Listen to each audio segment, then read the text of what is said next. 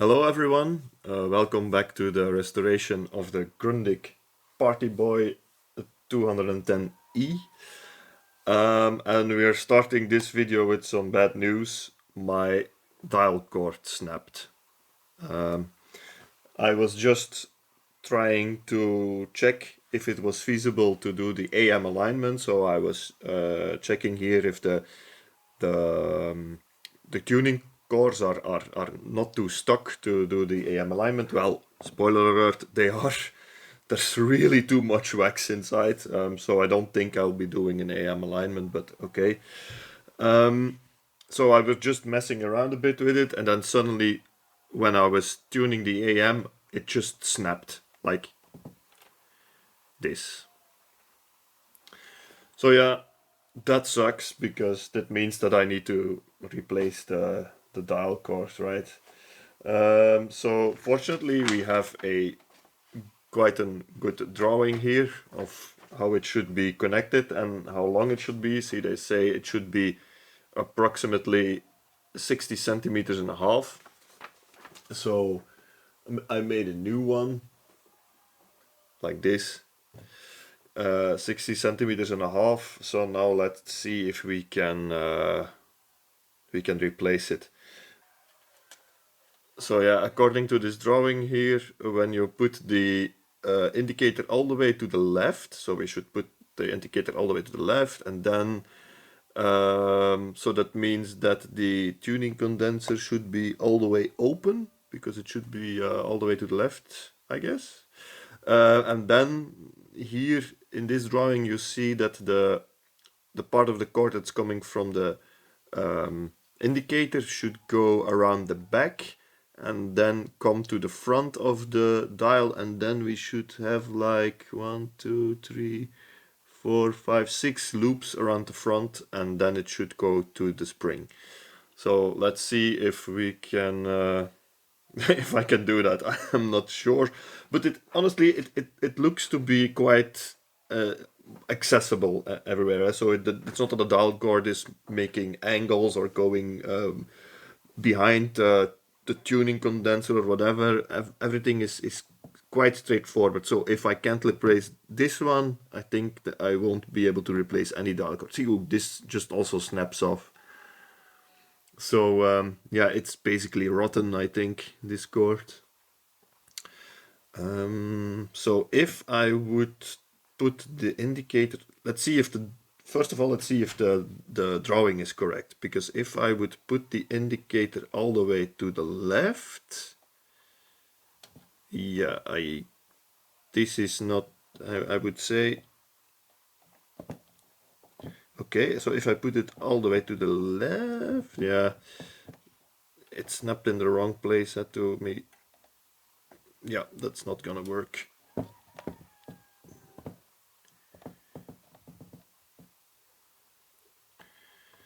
Anyway, let's just take it off.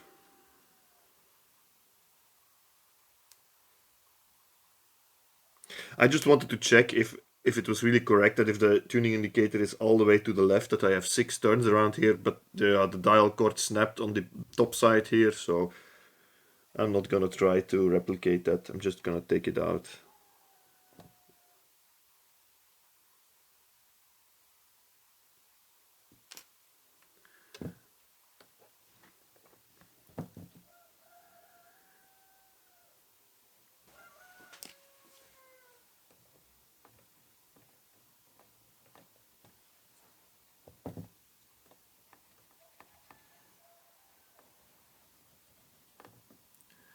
I'm just quickly marking here what was the original of the 4 slits here that the cord came through. So then we can check if the new one is, if we can put it in the same way. Okay, so that's loose. First I need to put it all the way to the left. Ah no, so tuning condenser all the way closed. Okay. So it should be like over here, and then like this. Like that.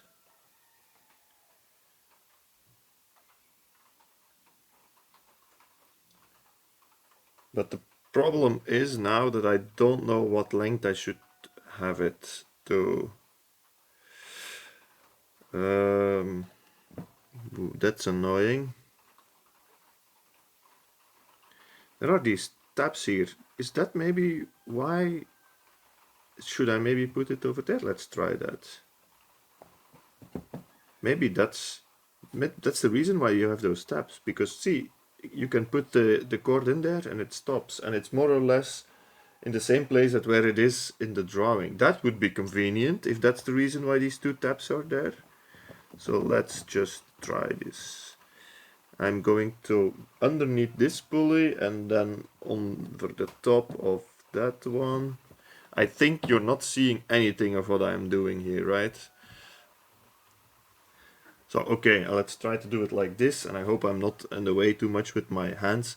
So I noticed that you have here like two small tabs, and they are more or less in the same place where, according to the diagram, the dial chord should end when the tuning condenser is all the way closed and the indicator is all the way on the left. So I think that those are like an aid to be able to fix the dial chord, because it's stuck now here between these two tabs. So I'm gonna use those, and if that is really the case, then it's extremely convenient and nice way of thinking of Grundig to help me like this.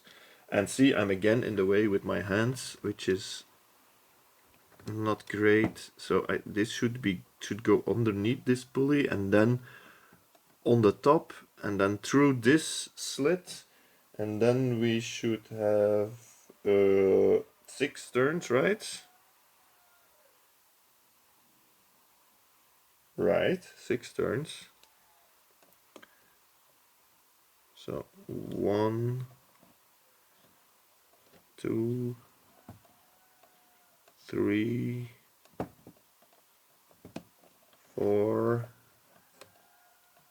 It's not easy. 5,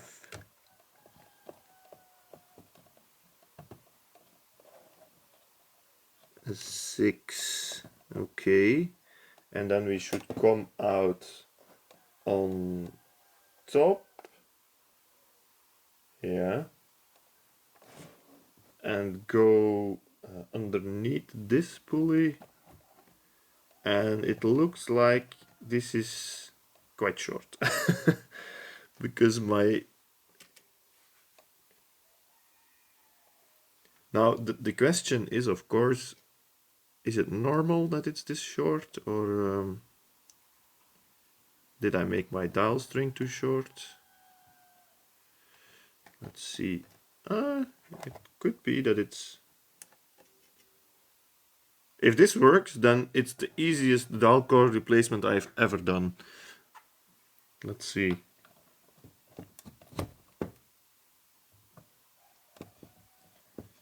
Okay, I should cut off these leads still, but are you kidding me? Is this working like it should? Wow. Way to go, Grundig, to give me here these small tabs to help. This is amazing. Now let's just put in the indicator here.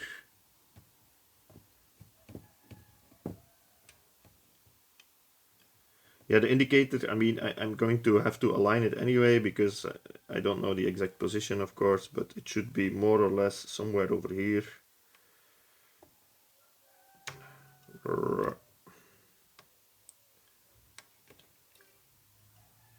And I think it should be between these things, or... Yeah. Okay, so look at this. This is... I mean, I cannot believe that I just switched the dial chord in a couple of minutes. I'm not sure if the spring really should be this stretched, but it works. Now the only thing left is to cut the leads a bit shorter here, because, yeah.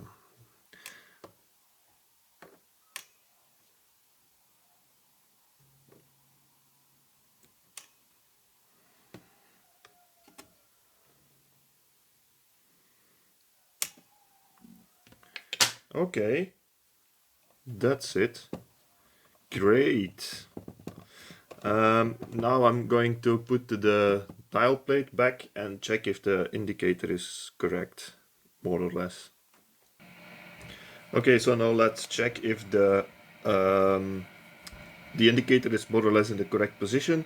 So let me, I hooked up a signal generator here to the, loosely coupled to the tuning can. Now let's put 510 kilohertz. It's all the way the left end of the dial here. So I'm gonna put my signal generator on 510 kilohertz, including modulation. Let's see what we have.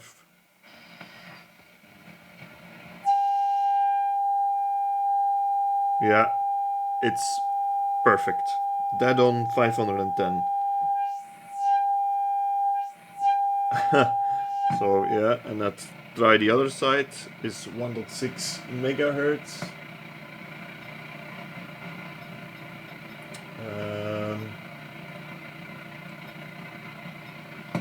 Okay.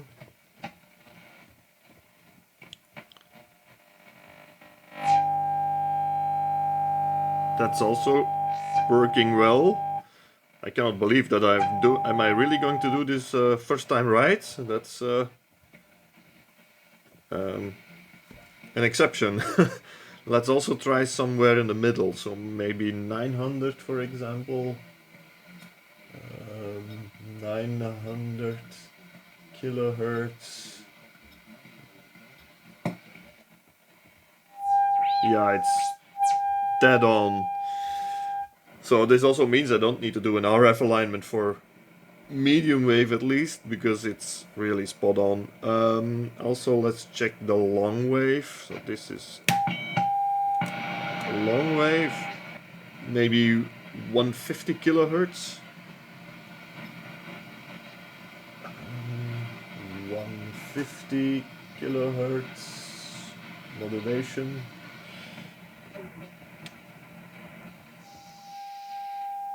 Okay, that's a bit, yeah. That's also okay.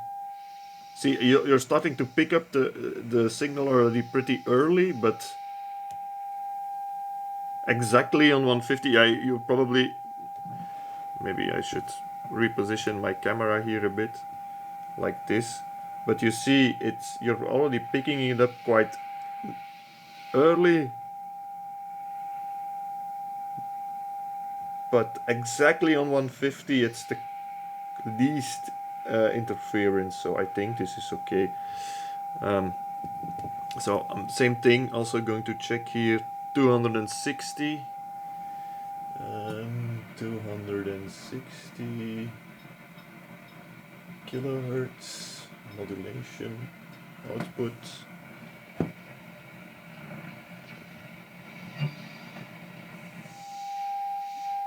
Yeah, same thing here. You're already picking it up quite soon, but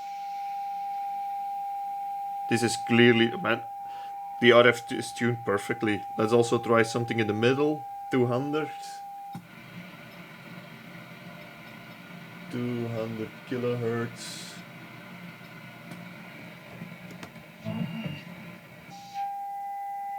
Yeah, this is fine.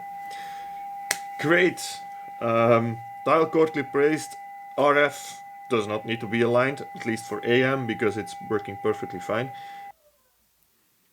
And also for FM, I don't think an RF alignment is needed, because see, this is a station. This should be at 88, and yeah, that's more or less correct.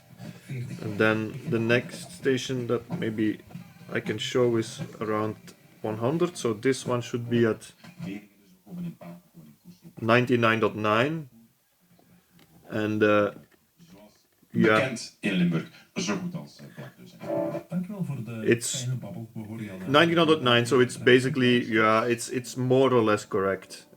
Doesn't have, it's not super accurate, but yeah, the dial is also not completely accurate, so it's good enough. And then there is another one at 107.9. That's this one. And I think that's also more or less correct, right? So an RF alignment for FM is not really needed either. And it's a good thing because the coils that needed to be adjusted for the FM, they are located like over here, and behind the tuning, the ferrite rod for AM there. So then you have to remove the ferrite rod and everything, and yeah, it's going to be a pain if you need to adjust these coils.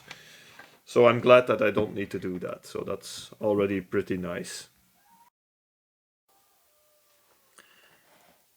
Okay, so I put the dial plate back in place and I glued this trim back in place, and honestly the radio is looking quite nice already, I think.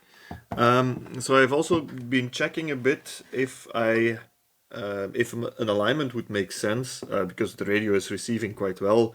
The coils are also quite clogged up with wax, so I'm not too convinced. And I managed to get a couple of coils loose just by spraying a bit of contact. This is not contact cleaner, this is just like something like isopropyl alcohol in there. And it seems that everything is still quite close to being perfect, so I'm just gonna leave it like it is, except for the AM discriminator, which is this one over here. That one I noticed that it's quite off, so I think someone also messed with this potentiometer. So let me show you on the scope what I mean. Okay, so I'm putting in quite a strong AM signal on 10.7 megahertz, which is the FM IF frequency. And I'm putting it in just before the last stage, so just before the detector. And this is basically the last step in the alignment procedure for FM. See where they say you have to adjust R3 in filter 3 for a maximum AM suppression. So this means that here the AM should be as low as possible, and I'm now going to try to adjust here R3 and I'll show you the result of this. The problem is a bit that this potentiometer is completely crooked, so I need to adjust it now with a metal tool, which is not ideal, but none of my plastic tools fit, so... But in any case, you can clearly see that if I twist it to the left, the signal is going down, right? So I'm just going to adjust this now a bit, because I think it's way off. I think somebody poked in there, and it's probably also the reason why the potentiometer is so crooked and completely not straight anymore. But let me just adjust this and then I'll show you the result. Well, that's done, and it's incredible how much this has improved my the sensitivity on FM. So this station here at around 108, I was not able to pick it up very well earlier. There was quite a bit of distortion on the station, but listen to this now. So it's quite nice. So it's all over the place. So again, also at 88, all the way on the bottom of the band, there was also a station which I was not receiving extremely good, but now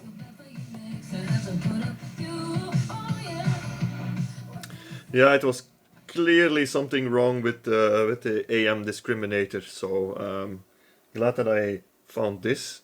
FM is now receiving very, very well. Un changement radical pour un pays en crise. Quel que soit le gagnant, le pays connaîtra un grand changement. C'est ce qu'on peut lire aujourd'hui dans la presse colombienne. De fait, les électeurs ont affaire à deux... FM is basically perfect now. Okay, so I'm just checking the detector here for FM, because that's also what they say here at the end of the alignment step here, is after you have adjusted the discriminator for maximum AM suppression, then here you see at the end correct B, and B is the detector. And this is the S-curve that I'm getting on the detector, and it's already pretty good. It could be a bit more in the center here.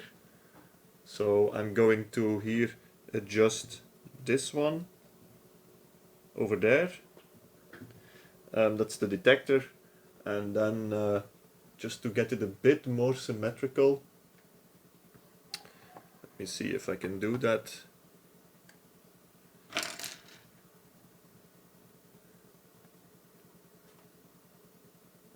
Wrong direction. That's it. See, if I turn in the other direction, it gets less symmetrical. If it gets in that direction, it gets more symmetrical. So I'm doing a sweep here with a bandwidth of 1 megahertz and 10.7 in the middle. So I'm starting at 10.2 until 11.2. So this means that my crossover point here in the middle should be at 10.7, right? And then we have here a nice band of normally the FM is only 75 kilohertz wide in each direction, so we should achieve maximum linearity here between minus 75 kilohertz and plus 75 kilohertz. And you see that in this range it's actually quite good.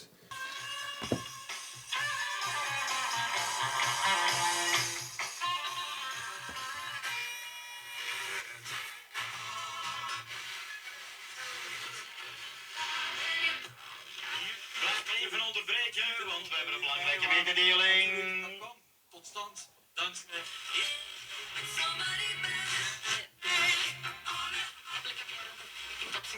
Ik ga er de komende 2 uur voor zorgen dat je met een goed gevoel richting de maandag kijkt. En de muziek op cue die gaat.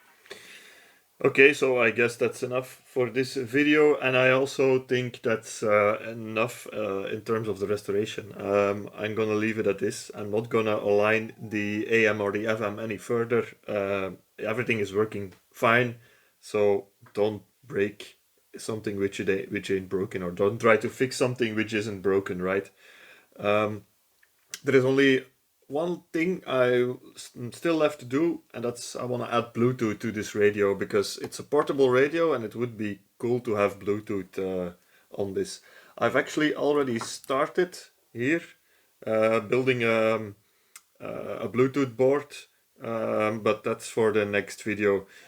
So I'm planning to add this Bluetooth receiver to the radio, and here also have a short circuit to do the voltage regulation, so that I can run this board off of the 9 volts of the radio itself. And so then I should still find a place to put it in. I guess the battery compartment will be fine for that. Yeah, that's it basically.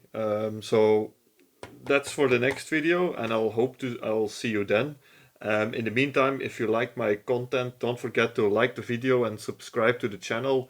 If you want to see the last video of the project. So anyway, thanks for watching. I hope you enjoyed it, and see you next time. Bye bye.